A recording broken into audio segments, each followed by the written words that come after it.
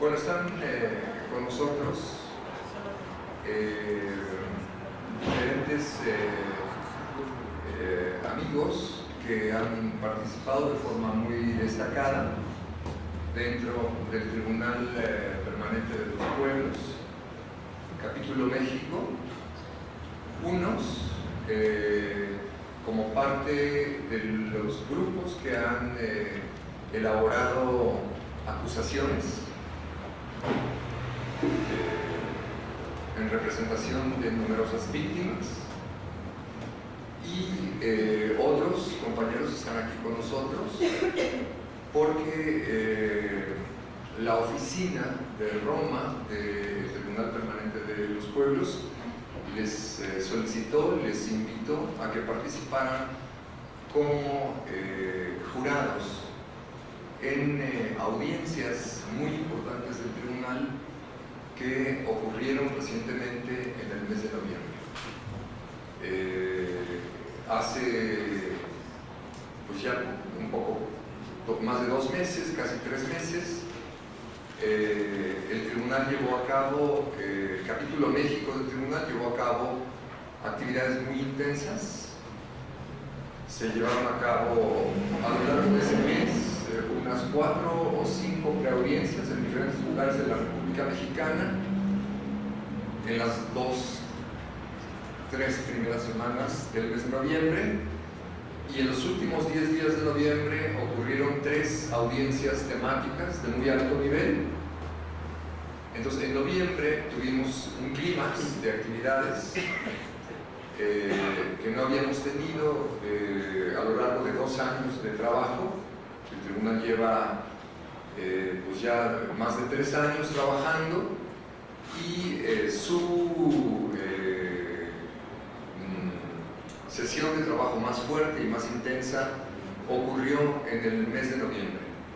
El objetivo de la sesión del día de hoy es presentar justamente todo este trabajo, presentar sobre todo los dictámenes, que son muy importantes y que en general no han sido debidamente difundidos. Entonces, la idea hoy es comenzar este trabajo de difusión de estos dictámenes que ya se alcanzaron, y para ello, pues qué mejor que compañeros que han participado de forma destacada elaborando acusaciones, o compañeros que han participado también de forma destacada como miembros del cuerpo de jueces del tribunal. Bueno, están con nosotros la compañera Zulma Méndez, de Ciudad Juárez. Ella es profesora de educación, trabaja en la Universidad de Texas, en la Unidad del Paso, y está aquí con nosotros porque forma parte, ella es una activista muy destacada en Ciudad Juárez, forma parte de la red de la Mesa de Mujeres de Ciudad Juárez, y este grupo, la red de la Mesa de Mujeres, se ha incorporado dentro de una red más importante, más grande, que es lo que se llama el Grupo de Articulación de Justicia en Juárez. Este grupo es el que tuvo a su cargo la organización de la audiencia general introductoria del tribunal, que se llevó a cabo en mayo de 2012. Entonces está con nosotros la compañera Zulma.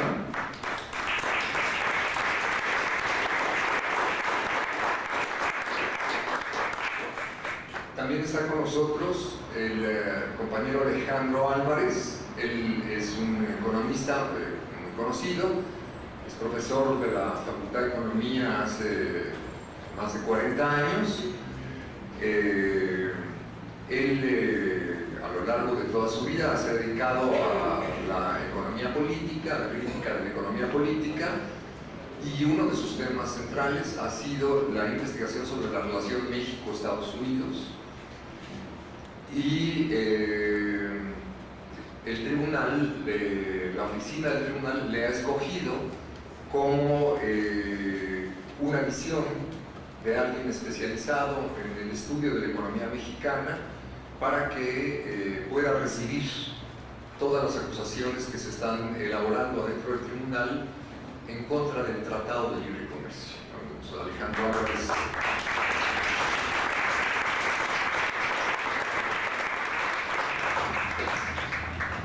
Alejandro Álvarez, participó como juez en la audiencia de represión de movimientos sociales que se llevó a cabo en los últimos días de noviembre.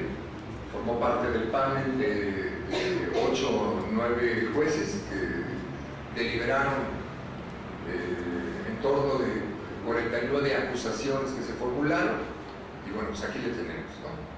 También está con nosotros el doctor Raúl García Barrios. Bueno, Alejandro no lo doctoré, también es doctor. Está el doctor Raúl García Barrios.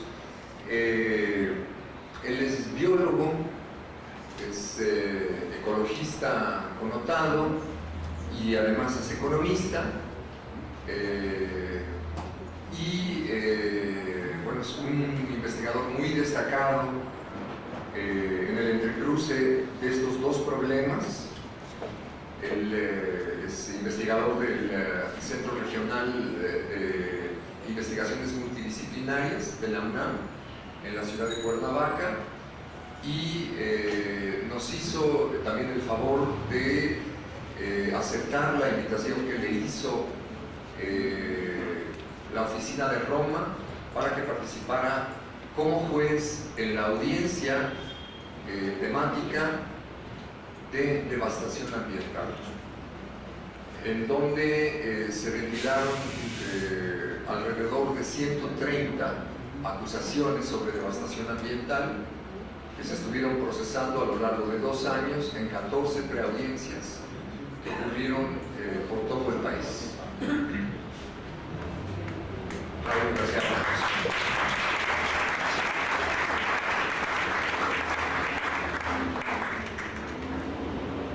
Tenemos también el honor de contar entre nosotros a Jan Robert. Él es arquitecto, es urbanista, es toda una personalidad en nuestro país. Él llegó a México hace muchísimas décadas, trabajó muy estrechamente con Iván Illich, tiene una visión única crítica sobre los problemas urbanos, sobre los problemas sociales, y también le ha ocupado mucho la investigación sobre la destrucción de la agricultura, los ataques al maíz, la destrucción sobre la economía de autosubsistencia. Tiene reflexiones críticas de décadas muy profundas sobre cómo es que opera el capitalismo devastando de muy diferentes formas toda la calidad de la vida. Y bueno, pues ha sido un honor que él participe primero como dictaminador en 4 o 5 preaudiencias, ya no recuerdo en cuántas. Creo que es el dictaminador que más ha participado en preaudiencias, sobre todo de medio ambiente y de maíz. En el área de maíz hizo un trabajo magnífico en diferentes lugares del país, y la oficina de Roma le invitó a que participara como juez en la audiencia de agresión a la vida campesina y en particular al maíz, ¿no? Ya no.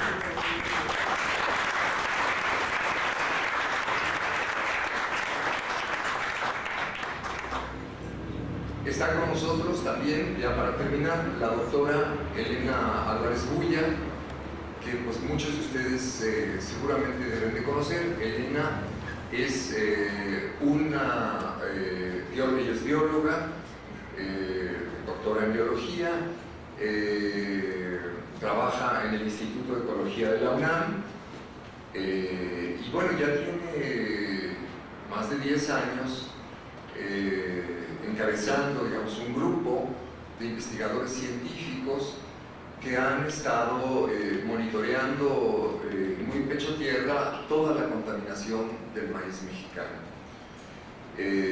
Los estudios más serios de contaminación del maíz en México los ha realizado ella.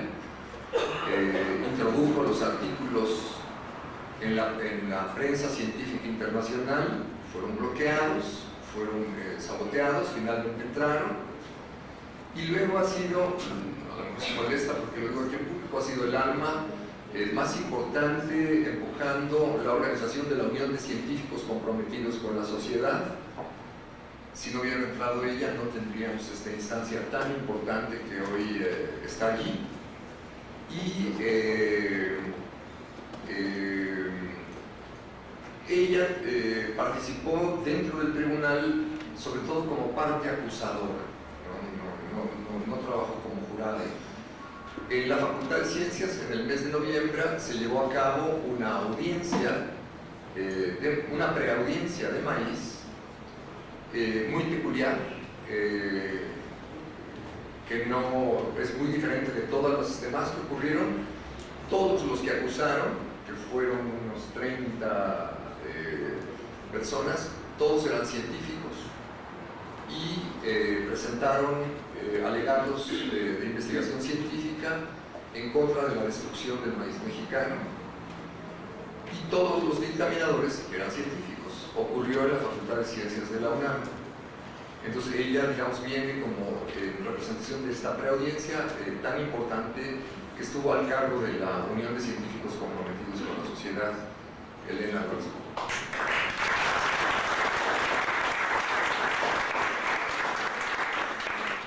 Bueno, pues como pueden ver, tenemos un panel de lujo, un panel de muy alto nivel, pues para que escuchen ustedes puntos fundamentales que hasta ahora el tribunal ha alcanzado. El tribunal, hay que recordarlo, termina de sesionar en la segunda semana de noviembre de este año.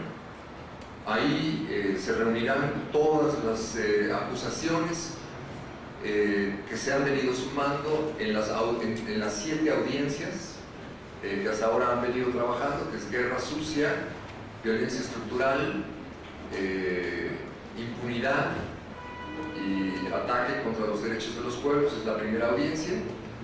La segunda, violencia contra las y los migrantes. La tercera audiencia ha sido violencia en contra de las y los trabajadores del país. La cuarta ha sido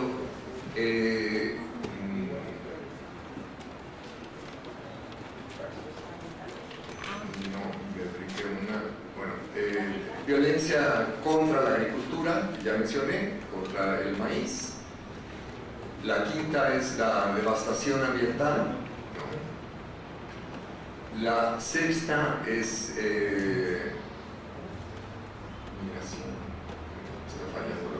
la sexta es violencia contra los comunicadores, los trabajadores de prensa, contra el acceso del pueblo de México a la información, ¿no? Bueno, se me fue el... violencia de género. Pues está aquí su... perdón. La tercera es violencia de género, ¿no? Que es sobre todo violencia contra las mujeres. México es el país de más asesinatos de mujeres en el mundo. También entra ahí la violencia contra los homosexuales, todo lo que es violencia de género, ¿no? Faltan algunas audiencias temáticas de presentar resultados, se presentarán a lo largo de este año. La audiencia de mujeres, la audiencia de guerra sucia, la audiencia de medios de comunicación y la audiencia de migración. Todas faltan de presentar resultados, y bueno, se van a sumar más actividades porque ahora han aparecido grupos de jóvenes. Yo soy 132 que están organizando unas audiencias transversales muy grandes, Jóvenes ante la Emergencia Nacional, y también los compañeros de la Coordinadora Nacional de Trabajadores de la Educación nos pidieron hacer una audiencia transversal sobre el tema de la educación. Entonces este año está saturado de actividades rumbo a la presentación del capítulo final, del capítulo México, que les digo ocurrirá en el mes de noviembre.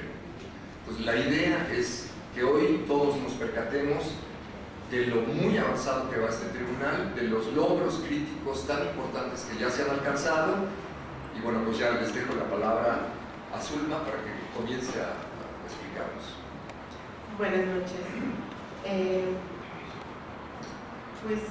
Quiero antes que nada agradecer la invitación y saludar tanto al Tribunal Permanente de los Pueblos, Capítulo México, como a mis colegas de esta mesa, y bueno, expresarles el agradecimiento de parte de las más de 15 organizaciones que conforman el Grupo de Articulación Justicia en Juárez. Es un gusto reencontrarnos en este camino que iniciamos nosotros con el Tribunal Permanente en mayo del 2012, cuando recibimos a casi 300 organizaciones de toda la República que visitaron nuestra ciudad fronteriza con motivo de la audiencia general introductoria. Y esta noche quisiera colocar las participaciones que habrá hoy, dos cuestiones que creo que todavía falta como por dirimir a lo largo de las preaudiencias y audiencias, que tienen que ver con, en primer lugar, el eje de violencia de género y feminicidio, y lo coloco aquí con mayor detalle por lo apremiante del asunto y porque aún está, como les decía, por realizarse las preaudiencias y la audiencia final sobre el tema. Y en segundo lugar, al final voy a retomar de manera muy breve nuestra opinión general como grupo de articulación en Ciudad Juárez del dictamen emitido después de la audiencia general que se dio en mayo de 2012. Entonces, recordar y mencionarles que fue en esa audiencia general introductoria en la que los grupos y movimientos presentaron, mediante sus ponencias y participaciones, la acusación general de la sociedad civil mexicana ante el Tribunal Permanente. Fundamentalmente, la acusación se centra en el despojo y la depredación que hemos atestiguado en el país durante los últimos años, resultado del desvío de poder con que el Estado mexicano ha operado en los últimos 20 años más o menos. Puede decirse que esa acusación inicial dibujaba lo que es el panorama general que posteriormente hemos ido viendo en varias etapas por las que ha transitado el Tribunal Permanente de los Pueblos hasta llegar al día de hoy. Durante la audiencia general introductoria, las organizaciones y movimientos chihuahuenses también presentamos el caso Chihuahua y nos fue concedido un espacio para plantear nuestra acusación de manera particular. Esto significó un momento muy importante para nosotros en aquellos años, no hace mucho de eso, por la situación que veníamos viviendo, agravada por la guerra contra el narcotráfico. Y bueno, nos permitió documentar donde no se había documentado y articular con otros una serie de agravios que en su volumen y densidad no habíamos tenido la oportunidad, pero también por la emergencia, a veces la energía, de conversarlos, de dialogarlos, de documentarlos y también irlos situando colectivamente dentro de lo que el propio TPP llama una lógica de sacrificio de los derechos humanos por causas económicas y de los mecanismos institucionales de garantías de la impunidad. En la audiencia de Juárez, en la general introductoria, pues se vino a hacer eco a nuestras voces, las de Chihuahua y las del resto del país, de tal forma que marcaron con contundencia el inicio de un proceso de reconocimiento de lo vivido y de lo atestiguado en estas últimas décadas, cuyo sello ha sido la transgresión e impunidad en todos los órdenes de nuestra vida como ciudadanos y ciudadanas. En Juárez, violencias y transgresiones fueron presentadas de manera general y documentadas en lo específico bajo el esquema organizador de los ejes que mencionaba ahorita Andrés, que conforman la acusación de las organizaciones contra el Estado mexicano y que posteriormente se han venido abordando a lo largo y ancho del país en las audiencias y audiencias. Y aquí, en el caso de Chihuahua en particular, pues como les decía, me quiero detener en violencias de género y feminicidio, y ahí las organizaciones y movimientos, sobre todo el feminista y el movimiento de mujeres en el Estado, destacamos que la violencia de género y el feminicidio que habíamos documentado en el Estado de Chihuahua existe y existía y se sigue visualizando como resultado de un sistema patriarcal cuya raíz se localiza en la política neoliberal que estructura las relaciones sociales, económicas, políticas y culturales en México. Dicha política abreva y reproduce las relaciones asimétricas de poder entre mujeres y hombres, y en ese contexto nosotros denunciábamos que el problema de discriminación que propicia las violencias de género y el feminicidio ha sido soslayado durante 2 décadas, sin que para las autoridades locales, pero también para las estatales y las federales, representara un problema de dimensiones culturales y de derechos humanos, pero también de salud y de seguridad humana, con serias implicaciones económicas por su nexo con la pobreza y la falta de desarrollo. En nuestra documentación de la violencia de género o aquella que se ejerce contra las mujeres en el estado de Chihuahua, nosotros partimos de la definición que se esboza en la Convención de Belém do Pará, de la cual el Estado mexicano es signatario y que identifica cualquier acción o conducta en el ámbito público-privado que cause daño y sufrimiento psicológico, sexual y físico de las mujeres. La violencia de género que se ejerce en el ámbito familiar y doméstico, así como en el público o comunitario, constituye una violencia a la dignidad de las mujeres y a sus derechos y al ejercicio de su existencia emancipada o libre, en tanto que la violencia de género en Chihuahua, como en el resto del país, es tolerada al no prevenirla, al no sancionarla, ni erradicarla. Su permanencia, dijimos nosotros entonces, en la vida de las mujeres es responsabilidad del Estado en sus 3 niveles de gobierno. Nuestra concepción del feminicidio, también dijimos ahí y lo seguimos diciendo, emana del análisis de Julia Monarres, en el cual define como asesinato de mujeres por hombres al feminicidio, y ahí los asesinatos también involucran un continuo de acciones de violencia sexual por el hecho, solo por el hecho de ser mujeres o no serlo, de una manera acorde a ciertas tradiciones o convenciones patriarcales. En el estado de Chihuahua, tal como se documentó y evidenció entonces, la violencia de género, entre las cuales se sitúa el feminicidio, es tolerada en todos los ámbitos de la vida. Esa tolerancia, cuya manifestación más clara se manifiesta en el manto de impunidad que cobija a tal violencia y desplaza de manera perniciosa un mensaje de permisividad en el cual la vida de las mujeres pareciera no cobrar ningún valor. Diversos análisis señalan que en contextos de guerra y militarización como las que padeció de manera más marcada en el sexenio anterior Juárez, pero que lo sigue padeciendo en otras formas, y también que se vive en otras entidades de la República, se exacerba la violencia de género en todas sus manifestaciones. Cacho Niño, por ejemplo, describe lo variado y complejo de las consecuencias de la militarización para la vida de las mujeres en Chiapas. En esa entidad, al igual que nosotras lo atestiguamos en el Estado con el Operativo Conjunto Chihuahua durante el sexenio de Felipe Calderón, la militarización ocasionó un aumento de la prostitución y con ello la estigmatización de las mujeres. Ese estigma es acompañado por el descrédito que subsecuentemente padecemos las mujeres en nuestro entorno y la comunidad. Aunado a ese clima de explotación y hostilización, A partir del proceso de militarización en el Estado, se aprecia un incremento en la incidencia de desapariciones, en su mayoría mujeres jóvenes.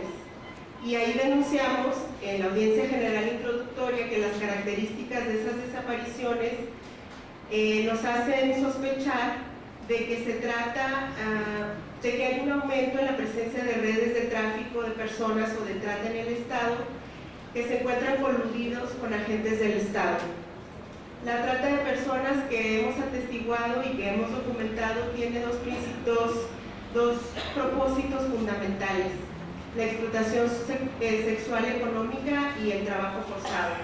En el municipio de Chihuahua, por ejemplo, encontramos casos que hemos documentado de mujeres indígenas o del interior de la República que son enganchadas para realizar trabajo como empleadas domésticas, y una vez empleadas en los hogares se les esclaviza obligándolas a laborar los 7 días de la semana sin día o tiempo de descanso, pero además se les niega el salario y no tienen derecho a salir de los hogares en donde trabajan. Sobre el problema de trata de mujeres con fines de explotación sexual, las activistas de la organización Nuestras Hijas de Regreso a Casa, por ejemplo, denunciaron la existencia de redes de trata que desaparecen a mujeres que posteriormente ingresan en contra de su voluntad a las filas de la prostitución en ciudades como Puebla, Tlaxcala y Tijuana. Son algunos de los lugares donde hemos ubicado. Es en Tijuana donde integrantes de la organización suponen que algunas mujeres son trasladadas a Estados Unidos también en contra de su voluntad. En Juárez, esta misma organización, Nuestras Hijas de Regreso a Casa, ha denunciado públicamente posibles sitios desde los cuales tratantes de personas operan.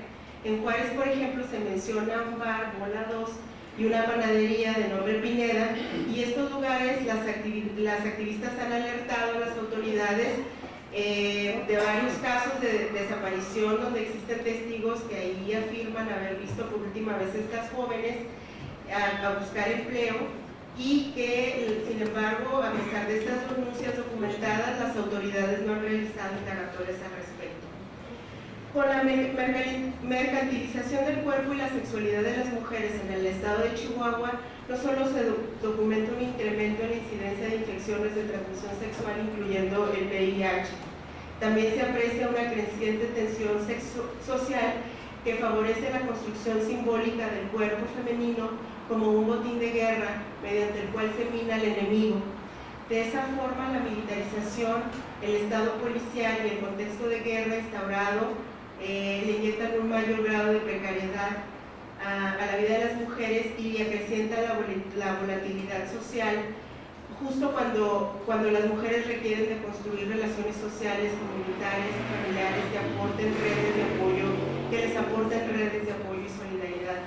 La tensión o volatilidad que contextualiza la vida de las mujeres desemboca necesariamente en la escalada de casos de violencia intrafamiliar y doméstica de las que son víctimas, y que organizaciones como Casa Amiga, Centro de Crisis en Ciudad Juárez, documentan la ciudad, al igual que lo han documentado otras organizaciones en el estado.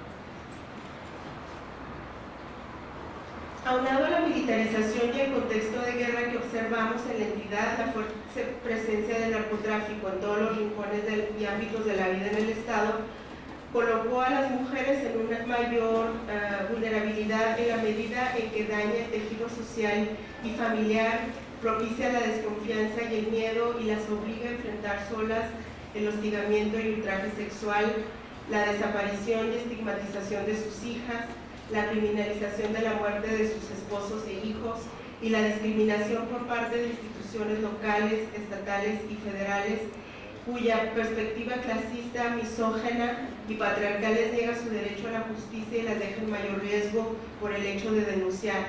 En Chihuahua existen decenas y decenas de casos específicos que ponen de manifiesto la vulnerabilidad y el riesgo en que incurren las madres de víctimas al denunciar y confrontar públicamente a los poderes. Un ejemplo es el de Norma Laguna, que en la búsqueda de su hija Idalí Guanché, fue víctima de extorsión por grupos delincuenciales, y aún poniendo su denuncia ante las autoridades que conocían el caso de la desaparición de su hija, nunca le ofrecieron ninguna protección, al contrario. Igualmente, los restos de esta